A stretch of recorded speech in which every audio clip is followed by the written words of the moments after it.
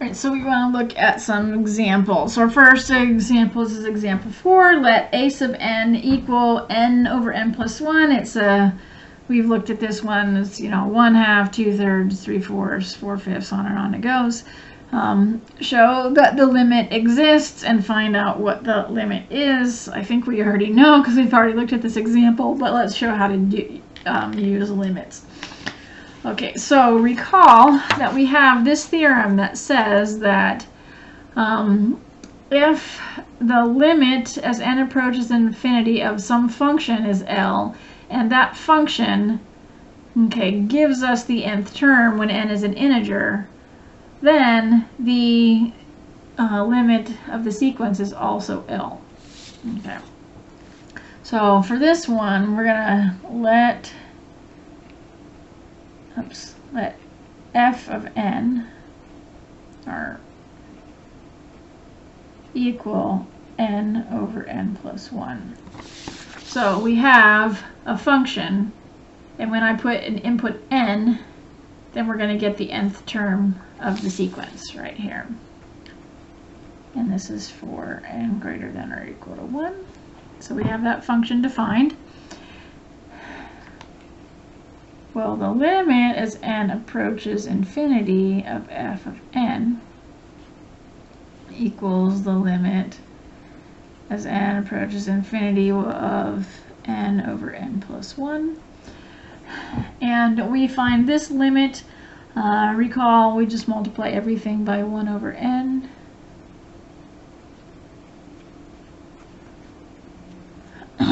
Okay, so we aren't changing this out, we're just multiplying by 1 in a fancy form. So that will be the limit as n approaches infinity. Well, n times 1 over n is 1. And when we distribute this, we're going to get 1 plus 1 over n. Well, as n approaches infinity, it does nothing to these, but this one is going to go to 0. So we're going to get 1 over 1 plus 0, or just 1. Okay. So the limit as n approaches infinity of f of n equals 1. Okay, and so now we have the limit of the function equals 1, and f of n is the nth term of a sequence for all of the integers, and so that means that the limit of the sequence is also that same value in our case, which is 1. Okay, so the limit as n approaches infinity of a sub n is 1. In other words, L, the limit is value is 1. Okay. Okay. On to the next one. So is this sequence convergent or divergent? Okay, so this one is a little bit tricky of a sequence, so we just need to think about it, but we know that if we just define our function f of n to be this, not just n but the whole expression, and I look at the limit as n approaches infinity of my function, I'm just going to write that out, n over the square root of 10 plus n. So if this one converges, then that one will converge. If it diverges, that one will diverge.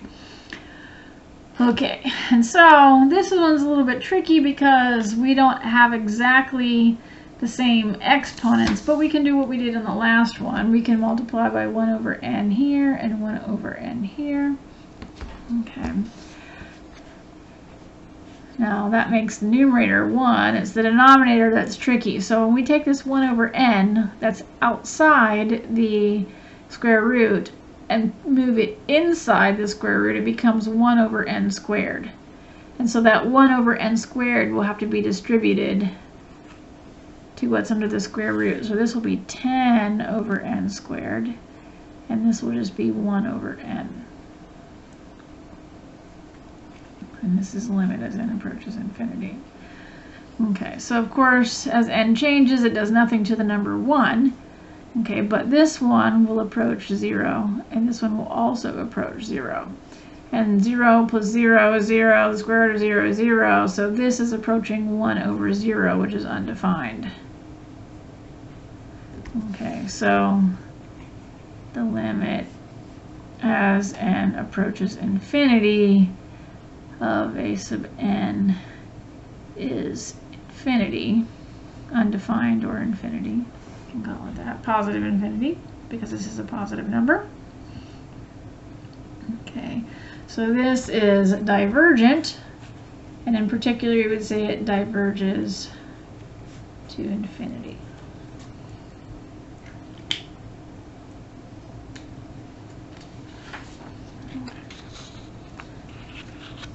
All right. In this example, we want to calculate the limit as n approaches infinity of the natural log of n over n. So perhaps that is, could be a sequence, or maybe we're just reviewing. But notice as if we just substitute infinity in, the natural log of infinity is infinity, n is infinity, so we have this indeterminate form, infinity over infinity.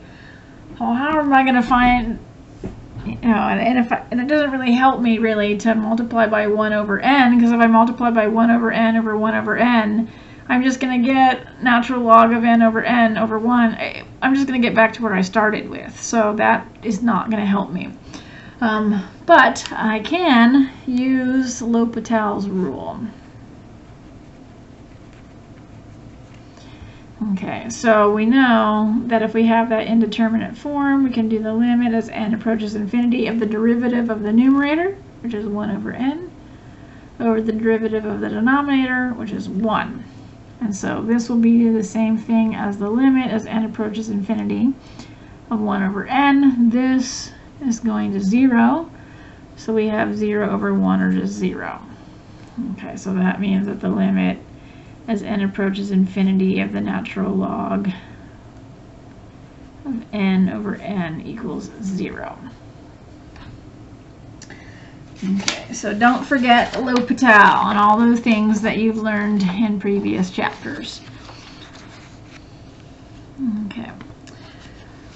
Now this one is a little bit tricky because it's hard to just use the limit law on this one. This one we have to sort of reason it out in a different way. So first of all, we're going to determine whether the sequence -1 to the n is convergent or divergent. Okay, so this one, if I try to take the limit as n approaches infinity of -1 to the infinity, okay, well, -1 to the infinity, I have as my exponent is getting larger and larger, but what's happening to this value? It's not very clear. Whether it's getting smaller or larger, because if it's positive, I'm getting an even number. If it's negative, I'm getting an odd number. Okay, if it's a fractional part, I guess I'm getting irrational or complex numbers. But let's just look at values like a sub 1, a sub 2, a sub 3, and kind of get an idea of what's happening here. Okay, so 1 is an odd number, so this will be -1. 2 is an even number, this will be +1. Odd, -1, even, +1, odd, -1, on and on it goes. So this is just oscillating back and forth between -1, 1, -1, 1, and it's not converging to anything. So this is divergent.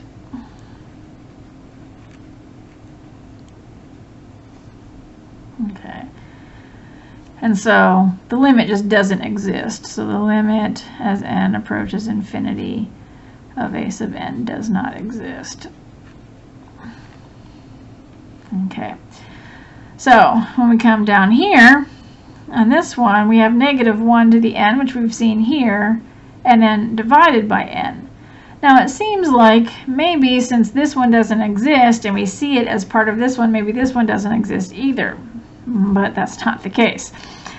So let's kind of, once again, let's write out some of the terms and look at what's happening here.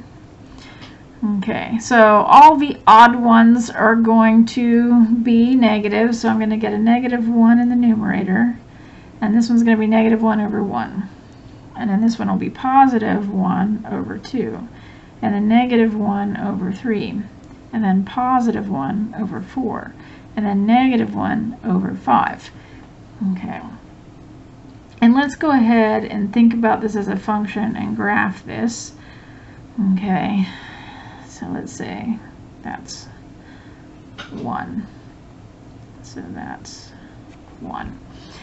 Okay, so when A is 1, okay, so when A is 1, I'm getting a negative 1 right here. So that would be the point 1, negative 1. When A is 2, I get a half. So 2, 1/2, that's this point right here. When A is 3, I get, or N is 3, I get negative 1/3. So that's about right here. So that's 3, negative 1/3. And at 4, I'm getting 1/4. And then at 5, I'm getting negative 1/5. Okay, and then hopefully you can see what's happening, and then I'm going to get 1/6, and then negative 1/7, and I seem to be getting closer. It seems like these are approaching 0. They're both going to 0, but you know, half of them are coming from above, and half of them are coming from below, and they are alternating in sign. So they are alternating in sign like this, but the values aren't staying constant. The values are getting smaller and smaller. And that is where this useful theorem comes in handy. So it looks like they're approaching 0. And we know, well, if the absolute value of the expression approaches 0, then the expression itself will approach 0. So let's go ahead and look at the absolute value. And if we can establish that it approaches 0, then we'll be able to show that the original one. Okay, so we want to look at the limit as n approaches infinity of the absolute value of negative 1 over n, or to the n over n. Now, if this approaches 0, then without the absolute value, bars approaches 0 as well. Okay, so n starts at 1 and then goes 2, 3, 4. The absolute value of n is just n, so we could just rewrite that as n. And then the numerator is alternating between 1, negative 1, 1, negative 1, 1, negative 1. If I take the absolute value of that, it's always going to be 1. Okay, so sometimes it's the absolute value of 1, sometimes it's the absolute value of negative 1, but regardless of, it doesn't matter. It's always going to, the absolute value always be 1. Okay, and we know that that goes to 0. Well, if this limit is 0, then the limit as n approaches infinity of negative 1 to the n over n, our original one without the absolute value bars, is 0 as well. Okay, so that's where this theorem on page 13, maybe we should just mark this. Okay, so you need to go back and find it. Okay. All right.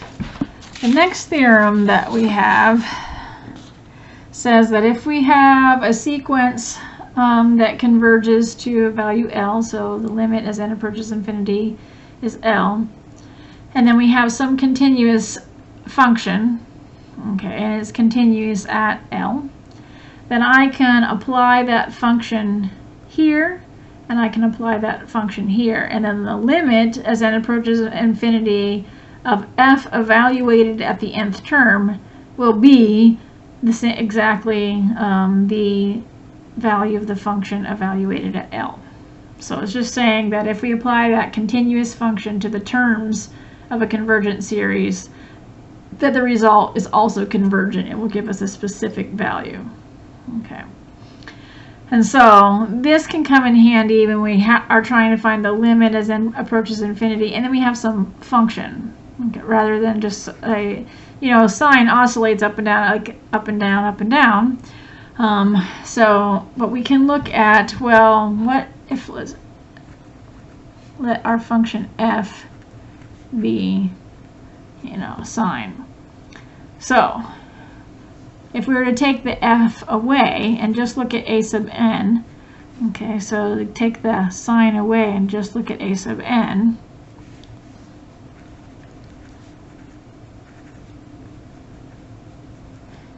okay, let's look at what happens if as the limit as n approaches infinity of a sub n. So the limit as n approaches infinity of a sub n equals the limit as n approaches infinity. A sub n is just pi over n. Okay. Well, pi is staying constant. Okay. And n is going larger and larger and larger. Okay. And so this, we know, goes to 0. So this is 0. And so, since that limit is 0, we have at the limit as n approaches infinity of a sub n, which is pi over n, equals 0. And that function, is it continuous at 0? Well, sine is continuous at 0. So this theorem says that I can apply our function, which is sine, to this part and to this part over here. Okay. Well, sine of 0 is 0, so the limit as n approaches infinity of the sine of pi over n is 0. Okay. All right, so this would be a good thing to use if we have, perhaps like an exponential or a sine or a cosine, a tangent, anything like that. Just look at what's in the parentheses, look at the limit on that one, and then evaluate your function at that limit to find the limit of the sequence.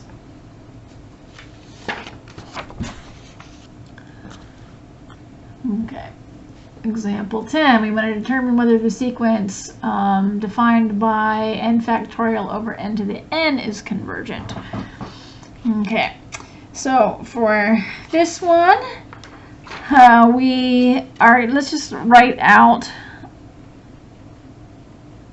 kind of what that looks like. So n factorial we know is n times n minus 1 times n minus 2, and on it goes, and then we get down to like 3 times 2 times 1. Okay, and there's n of these, so it starts at 1 and goes all the way up to n, so there's n factors here. And then in the denominator, I could just write out and separate this as n times n times n. Okay, and there's one n factor in the denominator for every factor up in the numerator. Okay, and so I can, just split it apart into n over n times n minus 1 over n times n minus 2 over n times 3 over n times 2 over n times 1 over n. Okay, and then if I focus on this part right here, well, for so this of course is just 1.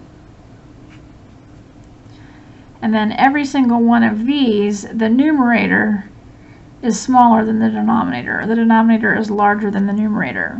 Okay, and so this one is less than or equal to 1. This is less than or equal to 1. This is like every single one of these is less than or equal to 1. So if I take a bunch of fractions, values that are smaller than 1, this whole product is less than 1. Well, actually, it's just strictly less than. It can't be equal to. Okay. And so that means that this a sub n, well, I guess I should put 1, because if there were just one term here, it would be 1. Okay.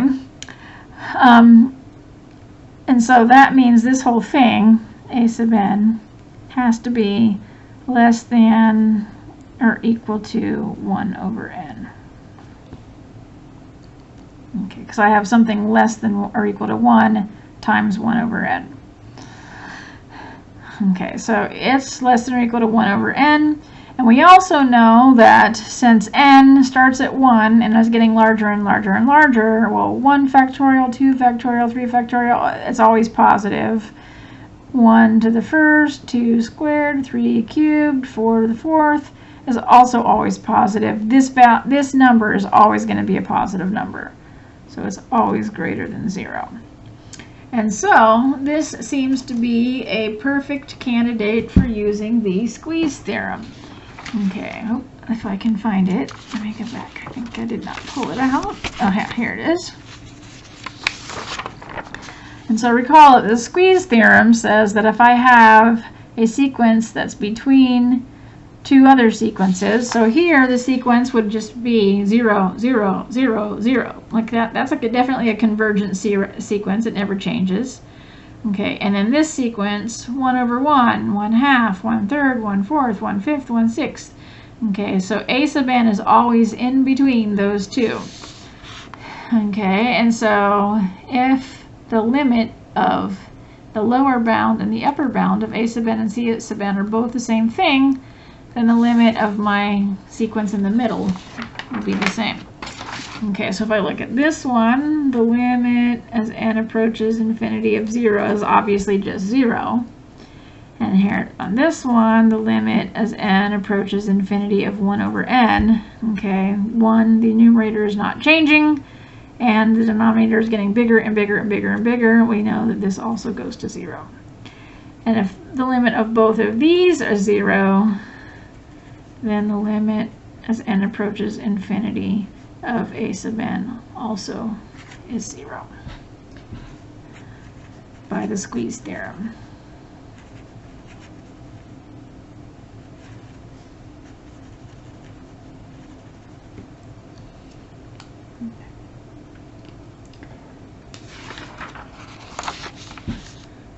All right, for example 11, for what values of R is the sequence convergent? Okay, so let's explore a few different values of R and see if we can get an idea of when we're going to have convergent and when we're going to have divergent. Okay, so we've already looked at when R is equal to -1. So if R is equal to -1, we have -1 to the nth power. And we know that just oscillates back and forth between -1, 1, -1, 1. Okay, and the limit does not exist.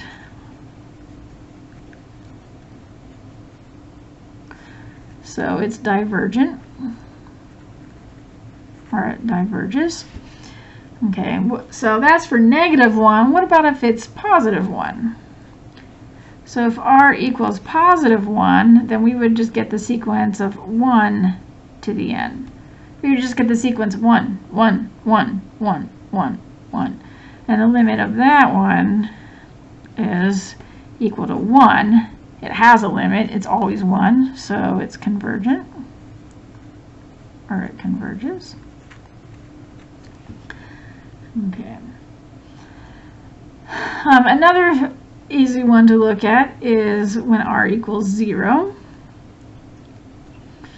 because then we're just going to get 0 to the n, and just like this one, I'm just going to get the sequence 0, 0, 0, 0, 0. Okay, the limit as n approaches infinity of that one is just going to be equal to 0, so this one also is convergent. Okay. So those are kind of the easy, obvious ones where every power is kind of giving us the same or similar values. This one oscillates, this is always the same, this is always the same. But what happens if it's, let's say, less than -1?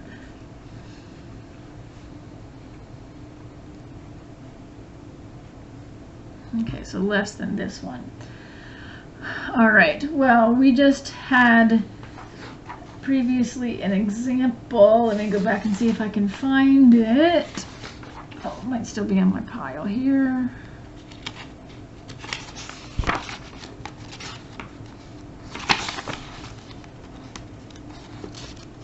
Sorry, let me just see if I can find the example that we saw. Yeah, here it is. Okay. All right, so it's very similar to this kind of situation, right? So if we have r to the r is a value less than -1, so let's say like -2.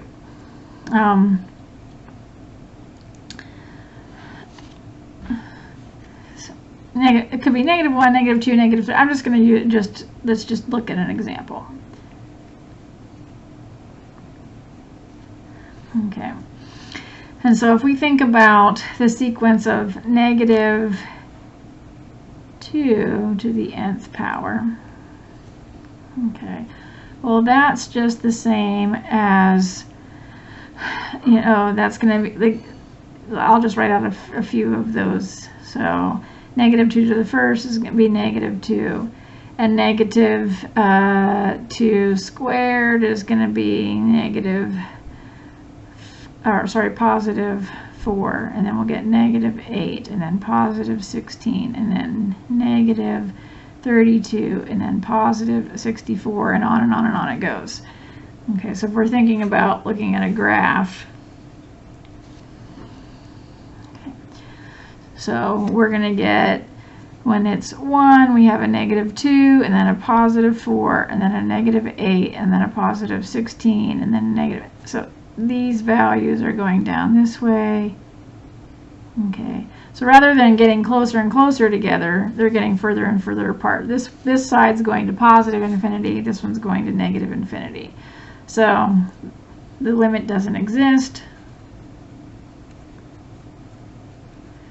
and this is divergent. Okay, so that's if r is less than -1, and then let's see if it's greater than +1. Okay, so just for example, let's say we had like the value 2. Okay, so it's very similar to this one, except that the signs aren't changing. We're just getting 2, and then 4, and then 8, and then 16, and then 32, and then 64, etc., etc., etc.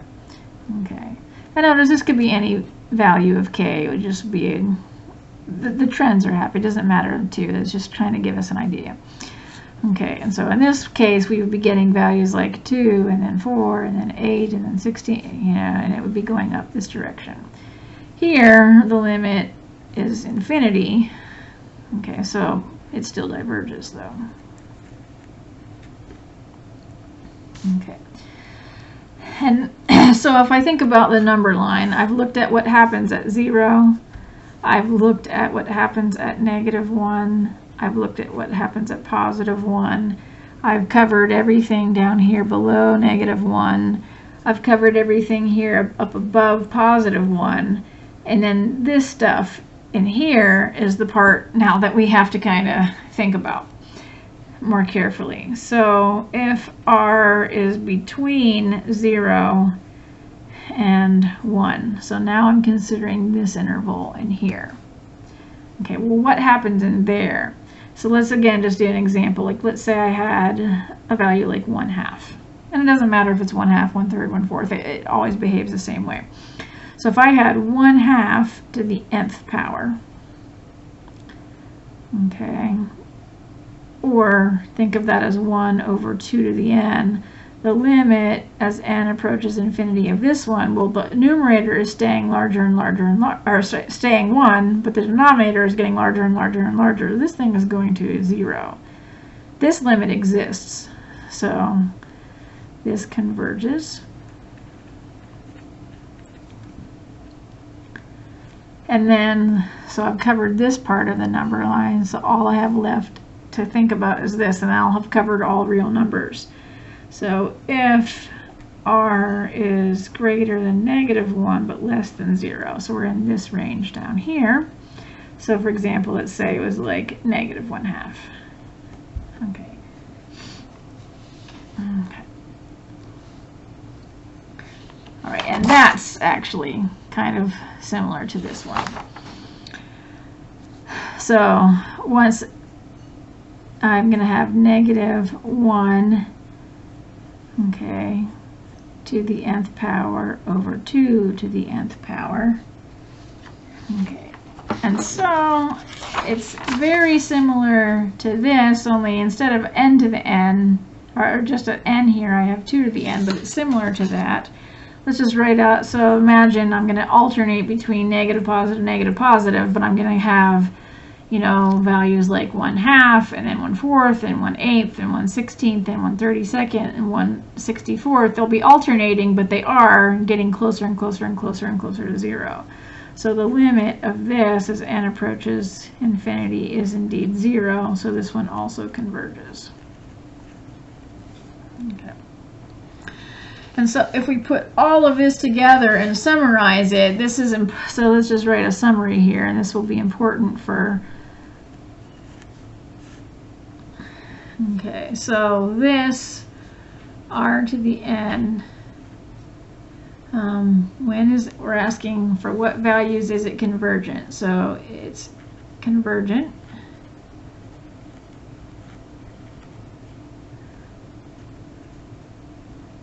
if, now let's find all the places that was convergent. It was here and here, diverges here and here. So if we had to put all of those together, okay, it could be equal to 1, okay, it can be equal to 0. So I'm going to do this in a different color, maybe here's some blue. So it could be equal to 1, it could be equal to 0, and then it could be between 0 and 1, so in there, and then between -1 and 0. I'm going to put an open circle here and there. Okay. But these were all the places that it was convergent. Okay, so it's convergent if r is strictly greater than -1 and less than or equal to +1. Okay, so that's when it's convergent, and then divergent for all other values.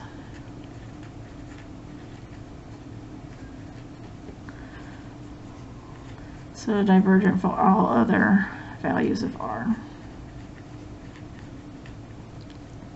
Okay, and so there's lots of times in these problems where you might get to a point where you have this as part of a, you know, of a sequence or something, and you, if you know for what values this is convergent and what values it's divergent, it will be very helpful in future sections, and so this is just a good thing to keep track of and to know.